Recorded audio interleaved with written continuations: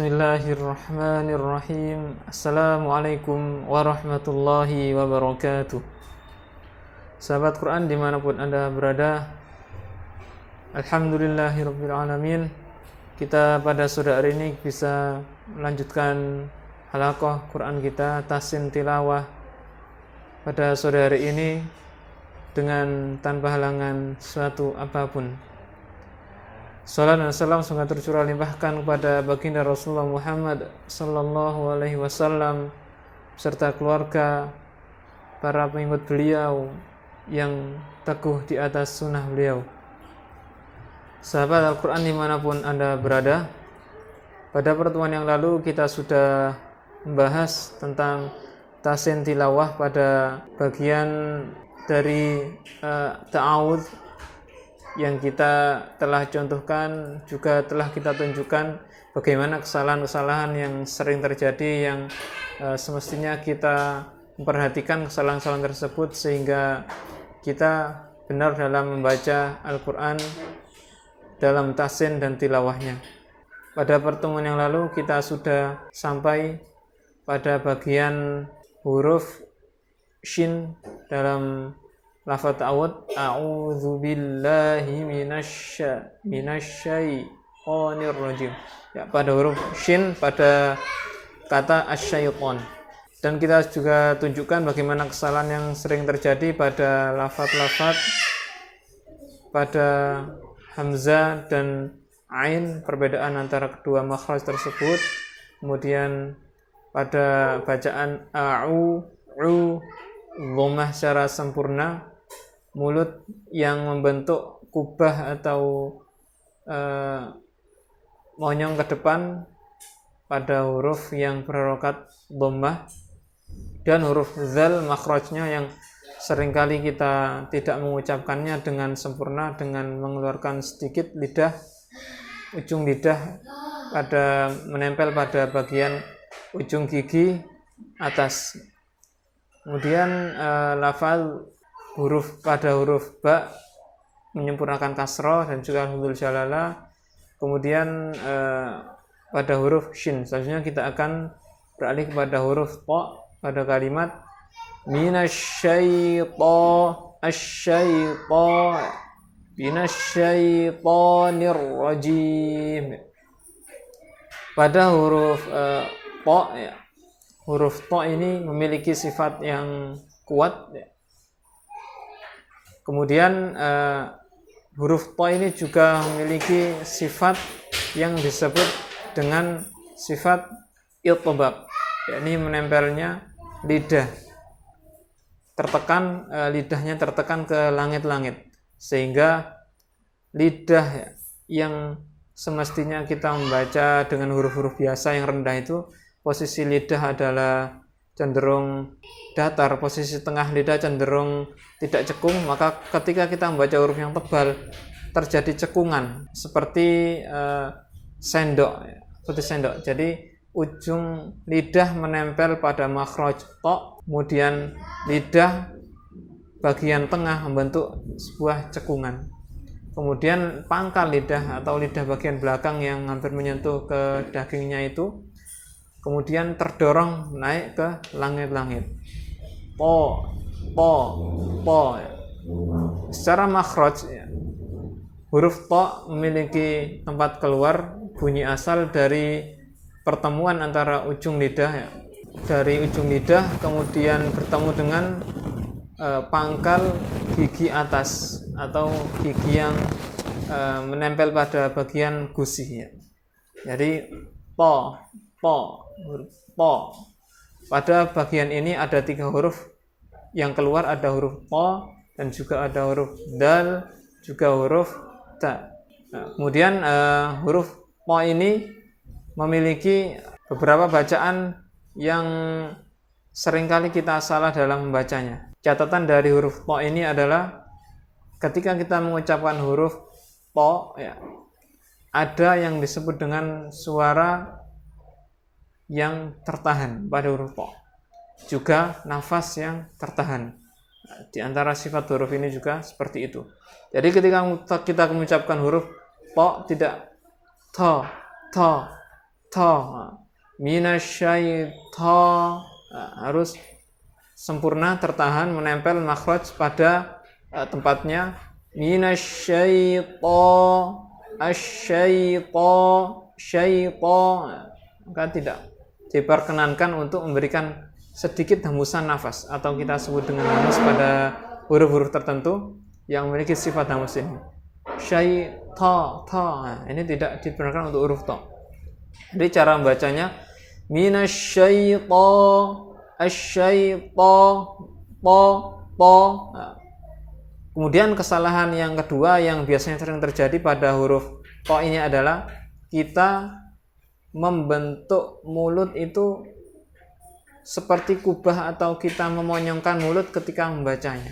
Ya, ini juga kesalahan yang sering terjadi pada huruf ta. Mengapa demikian? Ya.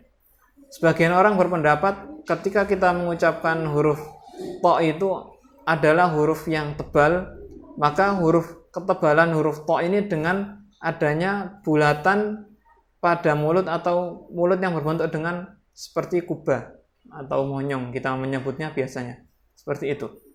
Nah, maka ini adalah pemahaman yang salah, juga praktek yang salah. Selayaknya kita membenarkannya, dan semestinya kita berusaha untuk membenarkannya. Jadi ketika kita mengucapkan huruf ta, mulut ini tidak memiliki pengaruh yang signifikan, alias huruf ta ini tidak banyak berpengaruh pada bentuk mulut, ya. Karena kita ketahui huruf-huruf mulut itu nanti memiliki bagian-bagian huruf sendiri, sedangkan huruf ta merupakan bukan dari bagian huruf mulut atau syafatan, ya.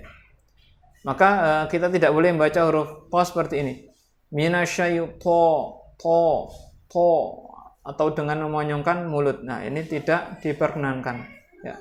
Harus minasyaita, ta, tidak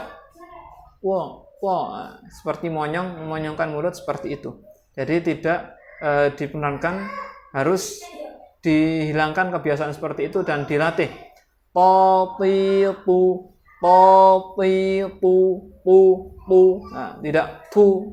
Nah, seperti kesalahan yang pertama tadi kita sebutkan. Baik, ini beberapa mulahadzah atau catatan terkait huruf ta.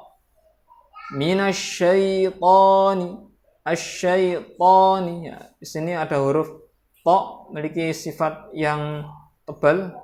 Setelah huruf ta ini ada huruf alif panjang atau alif mamdudah. Nah, secara kaidah huruf alif yang panjang itu mengikuti huruf sebelumnya. Jadi dalam kondisi tebal, dalam kondisi tipis mengikuti huruf sebelumnya. Jika huruf sebelumnya ini ada huruf tebal atau huruf yang bersifat isti'la, ya, tinggi, lidahnya terangkat naik ke langit-langit, maka huruf alif ini mengikuti. Jadi tidak boleh minasyaita, ton, minasyaita, ta juga. Alifnya di sini panjangnya memiliki sifat yang mengikuti tebalnya seperti huruf ta tadi, ikut menebal. Seperti itu. Kemudian selanjutnya ni juga memiliki harokat kasroh yang selayaknya kita sempurnakan. Minasyaitonir, syaitoni, tidak syaitonir, nir, ni ada bibir yang sedikit turun, syaitoni. Kemudian dilanjutkan ke huruf selanjutnya, yakni ar-rajim,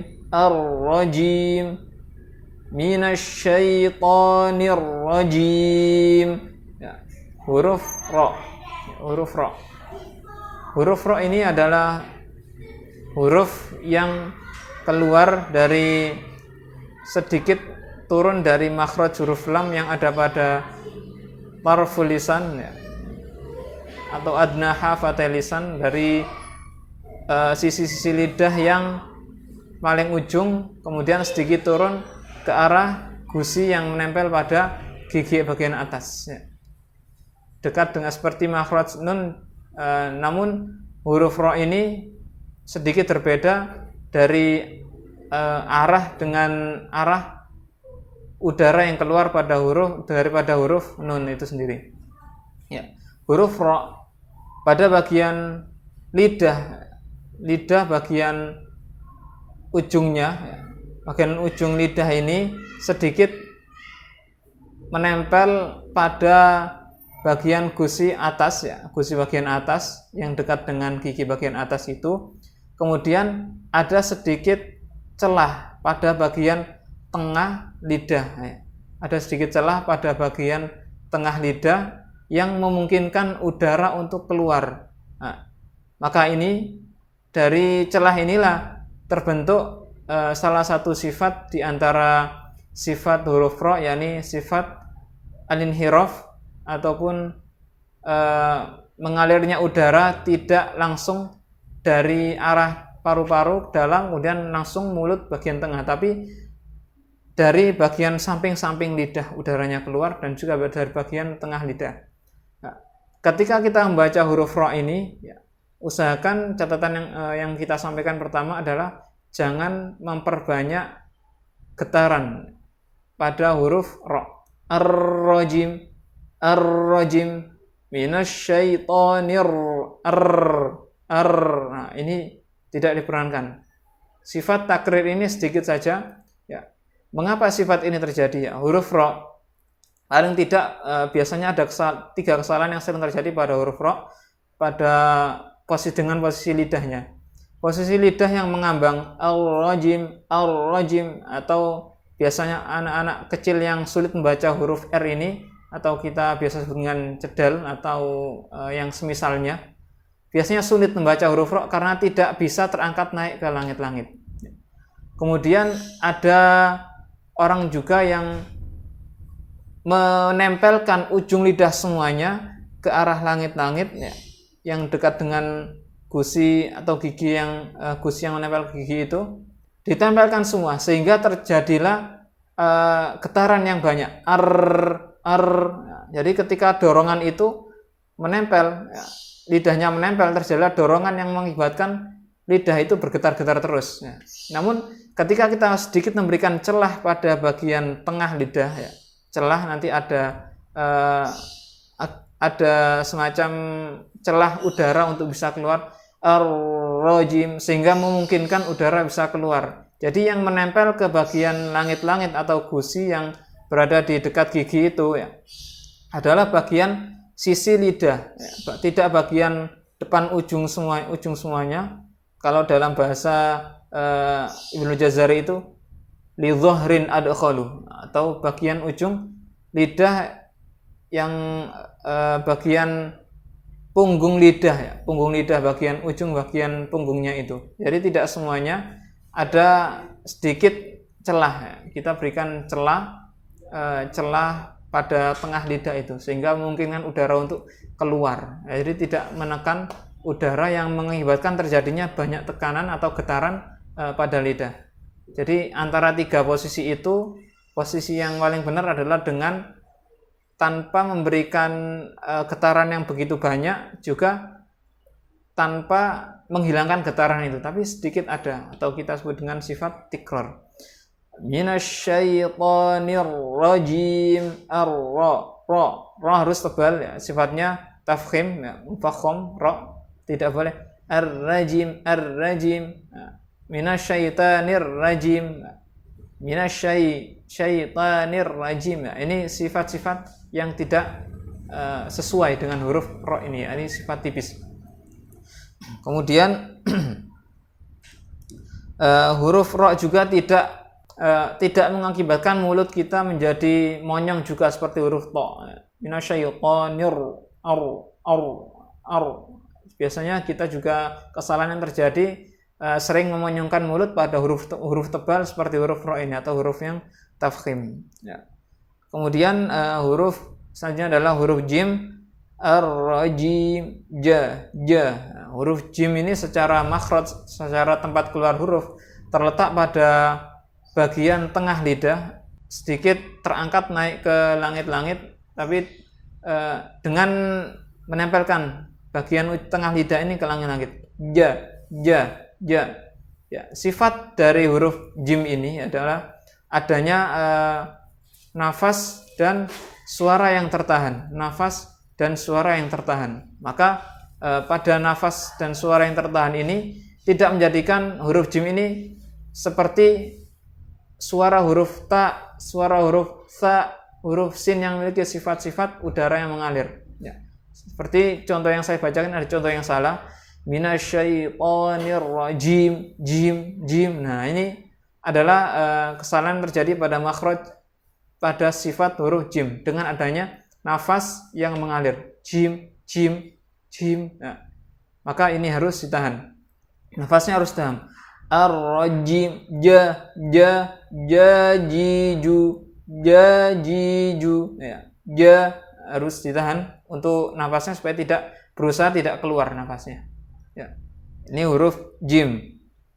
Kemudian sempurna terakhir ar-rajim, jim, jim.